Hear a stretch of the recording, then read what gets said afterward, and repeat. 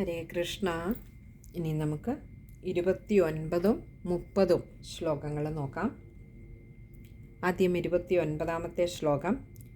ക്ഷുച്ഛാമൗ തൗ നിരീക്ഷ്യൈവ പുനഃ സ്വാപപരായണൗ ഋഷിശ്ചിന്താപരോ ജാതഃ കിം വിധേയം മയേതി ച. ഇനി നമുക്ക് അതിലെ പദങ്ങളുടെ അർത്ഥം നോക്കാം. ക്ഷുച്ഛാമൗ, ക്ഷുത്തെന്ന് പറഞ്ഞാൽ വിശപ്പ്. ക്ഷുച്ഛാമൗ, വിശപ്പ് കൊണ്ട് അത്യധികം ക്ഷീണിച്ചിരിക്കുന്ന. തൗ, തൗ എന്ന് പറഞ്ഞാൽ അവർ രണ്ടുപേരെ, ആ ജ്ഞാനവൈരാഗ്യങ്ങളെ. നിരീക്ഷ്യൈവ, നിരീക്ഷ്യ ഏവ, ഇങ്ങനെ രണ്ട് വാക്കുകൾ ചേരുന്നതാണ് നിരീക്ഷ്യൈവ. നിരീക്ഷ്യ എന്ന് പറഞ്ഞാൽ കണ്ടിട്ട്, ഏവ എന്ന് പറഞ്ഞാൽ തന്നെ.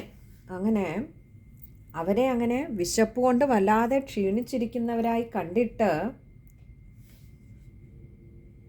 പുനഃ, പുനഃ എന്ന് പറഞ്ഞാൽ പിന്നെയും വീണ്ടും എന്നുള്ള അർത്ഥം.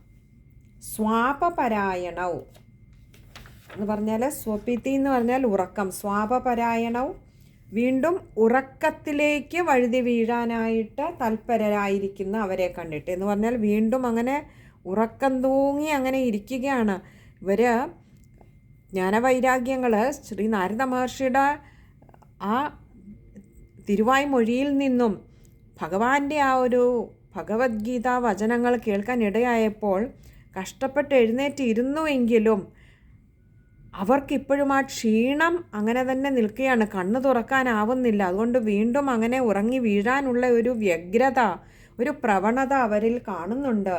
കാരണം വല്ലാതെ വിശപ്പ് കൊണ്ട് ഭക്ഷണം കിട്ടാതെ തളർന്നിരിക്കുന്നു. വല്ലാതെ അവർ ക്ഷീണിതരാണ്. അങ്ങനെ ഉറക്കത്തിലേക്ക് വീഴാൻ പോകുന്നത് കണ്ടിട്ട് ഋഷിശ്ചിന്താപരോ ജാതഃ കിം വിധേയം മയേതി ച. ഋഷിശ്ചിന്താപരോ, ഋഷിഹി ചിന്താപരഹ, ഇങ്ങനെ രണ്ട് വാക്കുകൾ ചേരുന്നതാണ് ഋഷിശ്ചിന്താപരോ. ഋഷിഹി, ഇവിടെ ആ ദേവർഷിയായിട്ടുള്ള ശ്രീ നാരദ മഹർഷി ചിന്താപരഹ, വളരെ ചിന്താകുലനായി ഭവിച്ചു, ചിന്താകുലനായി തീർന്നു. ജാതഹ എന്ന് പറഞ്ഞാൽ ഭവിക്കുക, അങ്ങനെയായി തീർന്നു, വളരെയധികം ചിന്താകുലനായി തീർന്നു. കിം വിധേയം മയേതി ച.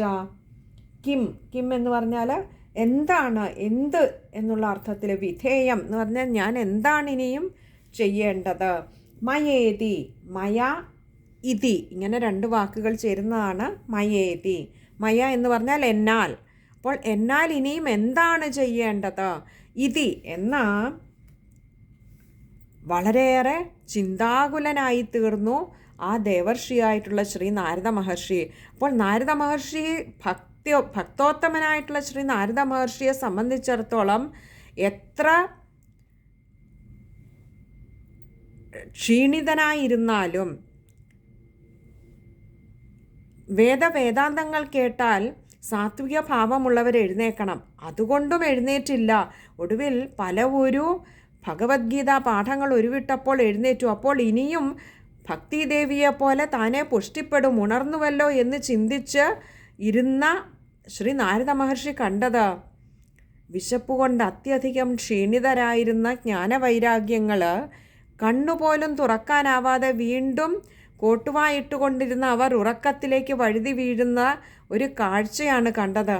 ഇത് കണ്ട് ശ്രീ നാരദ മഹർഷിക്ക് വല്ലാത്ത സങ്കടമായി, വല്ലാതെ ചിന്താകുലനായി. ഇനിയും എന്നാൽ ഞാൻ എന്താണ് ചെയ്യേണ്ടത്. അതായത് ഈ ജ്ഞാനവൈരാഗ്യങ്ങളെ ഉണർത്താൻ ആവുന്ന എനിക്ക് അറിയുന്ന വിദ്യകളെല്ലാം ഞാൻ പ്രയോഗിച്ചു കഴിഞ്ഞു.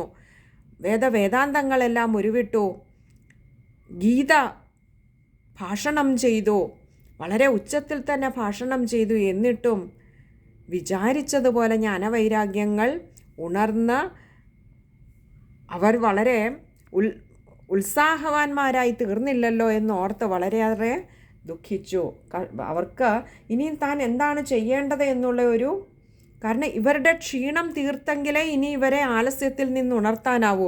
ഇവരുടെ ക്ഷീണം എങ്ങനെ മാറ്റണം എന്നുള്ളതായിരുന്നു ആ ശ്രീ നാരദ മഹർഷിയുടെ ഒരു വ്യാകുലത. ഇനി നമുക്ക് ആ ശ്ലോകം ഒന്നുകൂടി നോക്കാം.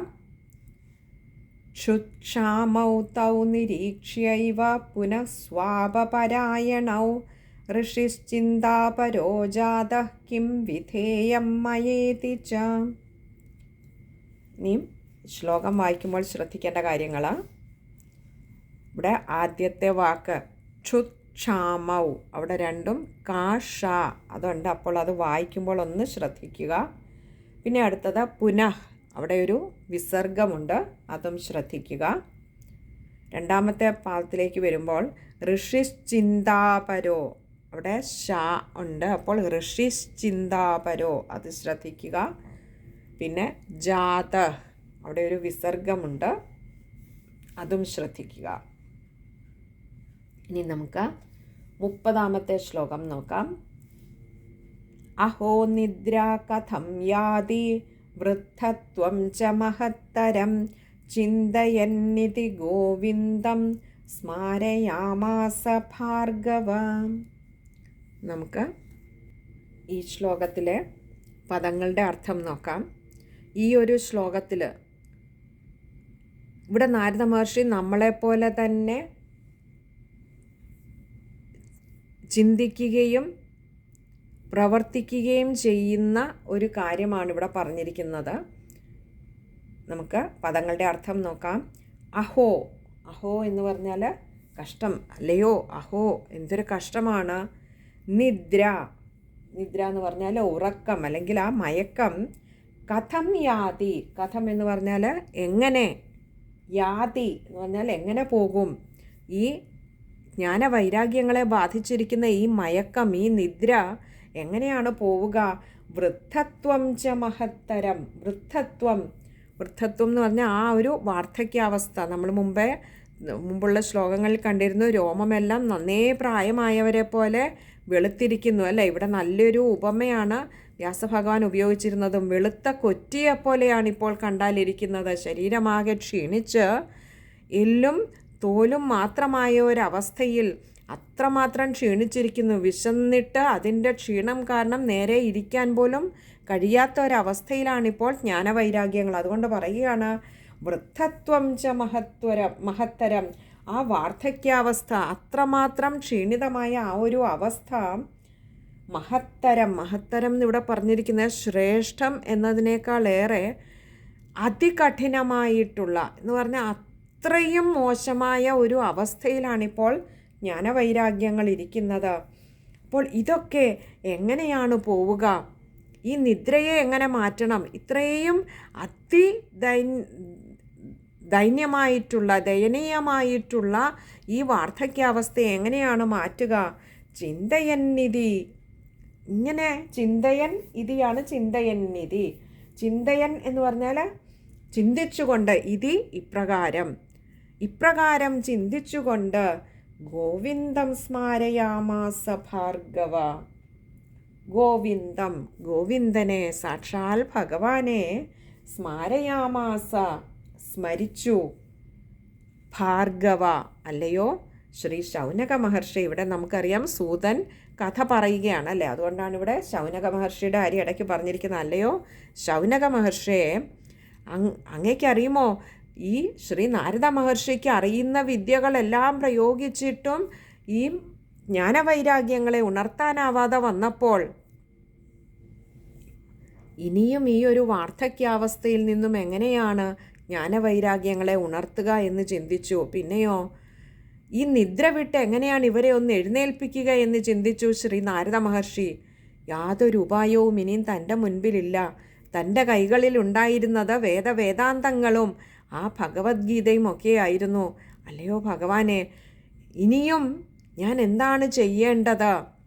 എന്നാൽ ആവുന്നതെല്ലാം ഞാൻ ചെയ്തു, ഇനിയും എന്നാൽ എന്താണ് ഞാൻ ചെയ്യേണ്ടത് എന്നൊരു ചിന്ത വന്നപ്പോൾ, തൻ്റെ മുൻപിൽ മറ്റു യാതൊരു മാർഗവുമില്ലാതെ വന്നപ്പോൾ ഇനിയും തനിക്ക് ആശ്രയിക്കാൻ ആ ഗോവിന്ദൻ മാത്രമേയുള്ളൂ, ആ ഭഗവാൻ മാത്രമേയുള്ളൂ. താൻ എപ്പോഴൊക്കെ നിസ്സഹായനായി നിൽക്കുന്നു അപ്പോഴൊക്കെ തനിക്ക് വഴികാട്ടിയായി വർത്തിക്കാറുള്ള ആ ഭഗവാനെ തന്നെ ശ്രീ നാരദ മഹർഷി സ്മരിച്ചു, ആശ്രയിച്ചു. നമ്മളുമൊക്കെ ഇതേപോലെയാണല്ലേ, നമ്മുടെ കഴിവ് കൊണ്ട് നമുക്ക് ചെയ്യാനാവുന്നതൊക്കെ ചെയ്തു കഴിഞ്ഞിട്ടും നമ്മൾ ഉദ്ദേശിക്കുന്ന ഒരു ഫലത്തിലേക്ക് എത്താൻ കഴിയാതെ വരുമ്പോൾ പിന്നെ അവസാനത്തെ ആശ്രയമായി നമ്മൾ കാണുന്നത് ആ ഭഗവാനെയാണ്. നമുക്ക് സാധിക്കാത്തത് സാധിക്കാൻ കഴിയുന്നത് നമുക്കായി സാധിപ്പിച്ച് തരാൻ കഴിവുള്ള ആ ഭഗവാനെ ആശ്രയിക്കലാണ് പിന്നെ നമ്മുടെ അടുത്ത പടി, അല്ലേ? ഇവിടെയും ശ്രീ നാരദ മഹർഷിയും തന്നെ കൊണ്ട് എന്തെല്ലാം ആകുമോ അതെല്ലാം പ്രയോഗിച്ച് നോക്കി ആ ജ്ഞാനവൈരാഗ്യങ്ങളെ ഉണരുന്നില്ലെന്ന് കണ്ടപ്പോൾ നേരെ ഭഗവാനെ തന്നെ ആശ്രയിച്ചു. ഇനിയും ഭഗവാനെ അവിടുന്ന് തന്നെ ശരണം, അവിടുത്തേക്കേ കഴിയുകയുള്ളൂ ഭഗവാനെ ഇനി ഈ ജ്ഞാനവൈരാഗ്യങ്ങളെ ഉണർത്താൻ എന്ന് ബോധ്യം വന്നു. അതിലേറെ തൻ്റെ പരിമിതി മനസ്സിലാക്കിയപ്പോൾ പരിമിതി ഇല്ലാത്ത ആ ഭഗവാനെ തന്നെ ശ്രീ നാരദ മഹർഷിയും വന്ന് ആശ്രയിച്ചു. ഭഗവാനെ ഇനിയും ഈ ജ്ഞാനവൈരാഗ്യങ്ങളെ ഉണർത്താൻ അവിടുത്തേക്കേ കഴിയൂ, അവിടുന്ന് ഉണർത്തണമേ, അവിടുന്ന് തന്നെ ശരണം എന്ന് ഭഗവാനെ ആശ്രയിച്ചു. ഇനി നമുക്ക് ആ ശ്ലോകം ഒന്നുകൂടി ഒന്ന് നോക്കാം. അഹോ നിദ്ര കഥം യാതി വൃദ്ധത്വം ച മഹത്തരം ചിന്തയന്നിതി ഗോവിന്ദം സ്മാരയാമാസ ഭാർഗവ. നമുക്ക് ആ ശ്ലോകം വായിക്കുമ്പോൾ ശ്രദ്ധിക്കേണ്ട കാര്യങ്ങൾ, പൊതുവെ എളുപ്പമുള്ള ഒരു ശ്ലോകമാണ്. ചിന്തയന്നിതി, അവിടെയൊക്കെ ഇതി ഇകാരമൊന്ന് ശ്രദ്ധിക്കുക. ബാക്കിയൊക്കെ എളുപ്പമുള്ള വാക്കുകൾ തന്നെയാണ് ആ ഒരു ശ്ലോകത്തിൽ.